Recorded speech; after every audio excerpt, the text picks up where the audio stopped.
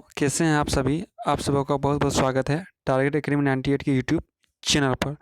दोस्तों, हम आज को जनरल साइंस के अति महत्वपूर्ण क्वेश्चन को लेकर आए हैं, जो कि विभिन्न प्रतियोगी परीक्षाओं में पूछे जा चुके हैं या पूछे जाने योग्य हैं। दोस्तों, वीडियो स्टार्ट करने से पहले हम कहना चाहेंगे, हमारे चैनल को सब्सक्राइब जरूर कर लीजिएगा और बेल आइकन को ऑन कर लीजिएगा और वीडियो को दोस्तों के पास ज़रूर से ज़रूर शेयर कीजिएगा।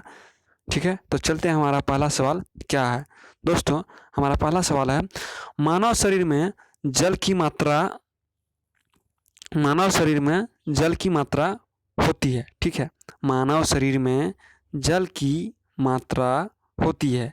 पहला नंबर ऑप्शन 10%, 20%, 5%, 80%। तो दोस्तों याद रखिएगा, मानव शरीर में जल की मात्रा 80% होती है। ठीक है, चलिए अब दूसरे सवाल पर चलते हैं। मनुष्य का सामान्य तापक्रम लगभग होता है। ठीक है, मनुष्य का सामान्य तापक्रम लगभग होता है।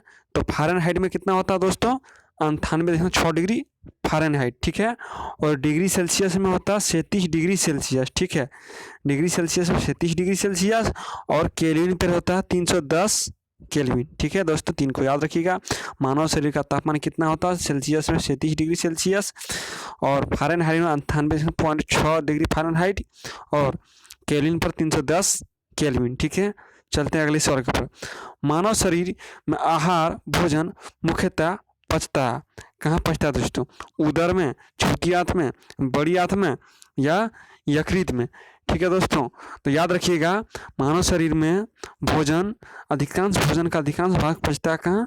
छोटी आंत में। ठीक है, छोटी आंत में मानव शरीर का भोजन पचता है। चलिए अच्छा, मनुष्य लोहा किससे प्राप्त करता है? ठीक है, मनुष्य लोहा किससे प्राप्त करता है? पनीर से, पालक से, मछली से, दूध से। तो क्या होगा? मनुष्य लोहा प्राप्त करता है पालक से। ठीक है, याद रखिएगा। चलते हैं, मानव शरीर में सबसे प्रचुर मात्रा में पाए जाने वाला तत्व कौन सा है? ठीक है, मानव शरीर में सबसे प्रचुर मात्रा में पाए जाने वाला तत्व कौन सा है? मानव शरीर में सबसे प्रचुर मात्रा में पाए जाने वाला तत्व कौन सा है? A carbon, B calcium, nitrogen, oxygen. तो दोस्तों इसका सही आंसर होगा कार्बन। ठीक है, सही आंसर क्या होगा? कार्बन। चलते हैं अगले सवाल के ऊपर। किस पोषक तत्व को सर्वप्रथम मुंह में पाचन होता है?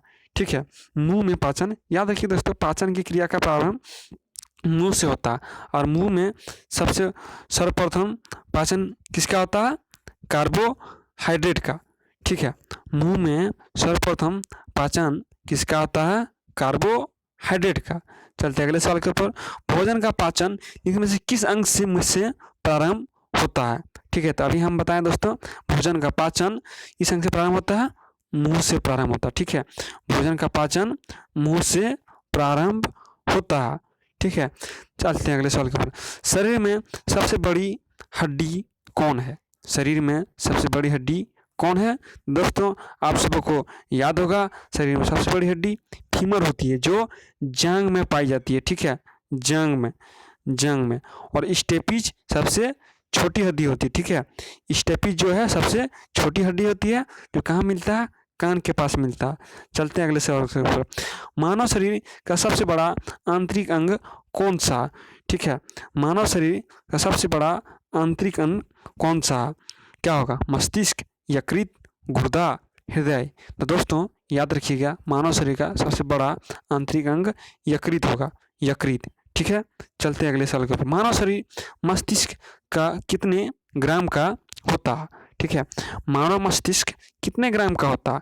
तो याद रखिएगा आप दोस्तों, मानव मस्तिष्क 1350 ग्राम का होता है। ठीक है, मानव मस्तिष्क का वजन 1350 ग्राम होता है। ठीक है, चलते हैं अगले सवाल के ऊपर। मनुष्य के मस्तिष्क का सबसे बड़ा भाग है?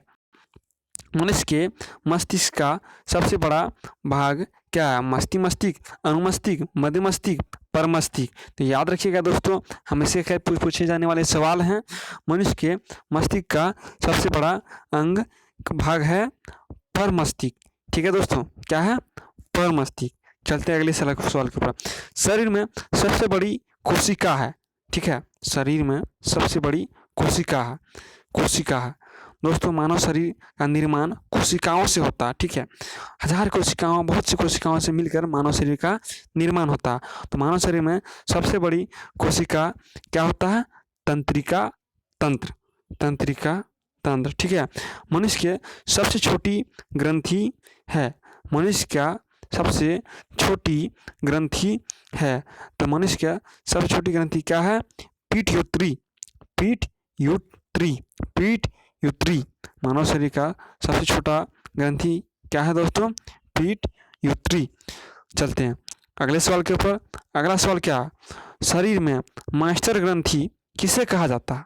मास्टर ग्रंथि। तो दोस्तों याद रखिएगा, यही पीठ्योत्री को ही मास्टर ग्रंथि कहा जाता है, ठीक है। मनुष्य का सबसे छोटा ग्रंथि भी पीठ्योत्री और मास्टर ग्रंथि कहा जाता है दोस्तों। मास्टर ग्रंथि हमेशा याद रखिएगा इसको। मास्टर ग्रंथि किसको कहा जाता है? पीठ्योत्री को, ठीक है। पीठ्योत्री को मास्टर ग्रंथि कहा जाता है। चलते हैं अगले सवाल के ऊपर दोस्तों। अगला सवाल हमारा है, आप मानव शरीर में उपरोस्थि को कहाँ पाएंगे? ठीक है, मानव शरीर में उपरोस्थि को कहाँ पाएंगे? ठीक है, उपरोस्थि जांघ में पाया जाता है, ठीक है, जांघ में पाया जाता है। हम 1 मिनट में कितनी बार सांस लेते हैं? दोस्तों औसतन मानव शरीर में 1 मिनट में हम लगभग 16 से 18 सांस लेते हैं, ठीक है। हम 1 मिनट में लगभग 16 से 18 बार सांस लेते हैं। चलते हैं अगले सवाल के ऊपर। अगला सवाल हमारा है दोस्तों, टिबिया नामक हड्डी कहाँ पाई जाती है? ठीक है, टिबिया नामक हड्डी कहाँ पाई जाती है? तो दोस्तों टिबिया नामक हड्डी कहाँ पाई जाती है? टांग में पाई जाती है, ठीक है। टिबिया नामक हड्डी टांग में पाई जाती है। चल ठीक है, चलते अगले सवाल। वह अंग जो मानव शरीर में पित्त उत्पन्न करता है, ठीक है, वह अंग जो मानव शरीर में पित्त उत्पन्न करता है। तो पित्त उत्पन्न कौन करता है? पित्ताशय नहीं दोस्तों, पित्त उत्पन्न कौन करता है? यकृत में पित्त उत्पन्न होता है। चलते हैं अगले सवाल के ऊपर। ऑप्थाल्मिक संबंधित है, ठीक है, ऑप्थाल्मिक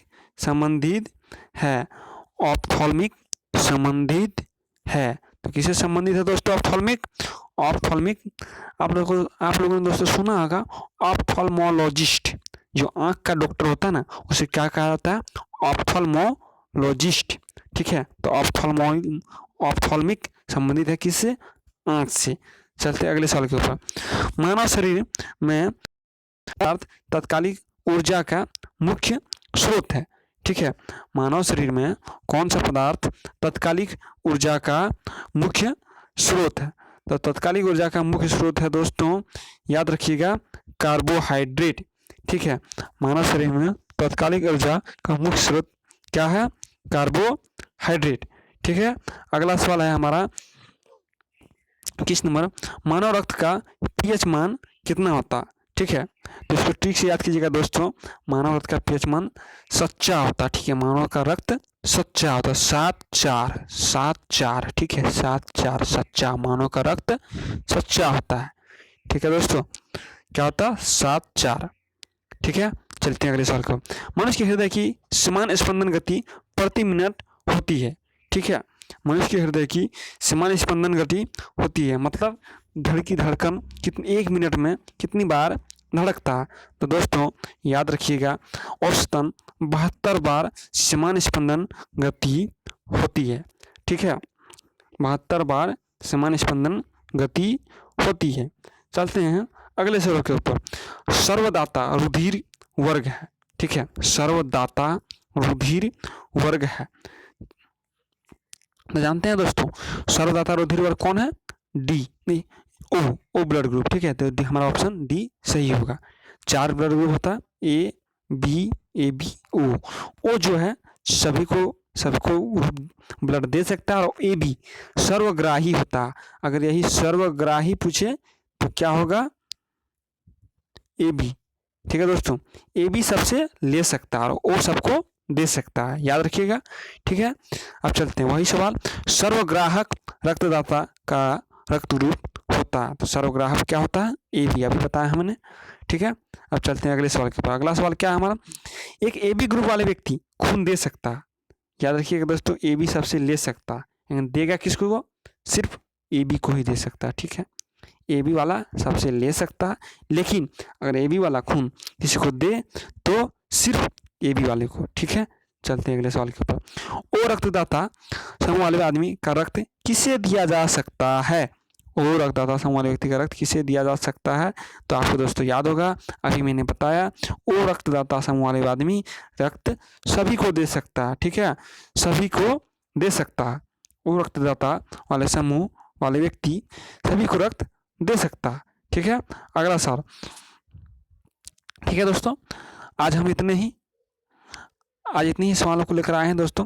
कल हम और इस तरह के सवालों को लेकर आपके बीच आते रहेंगे दोस्तों। तब तक के लिए अच्छे से पढ़िए। नमस्कार दोस्तों, धन्यवाद।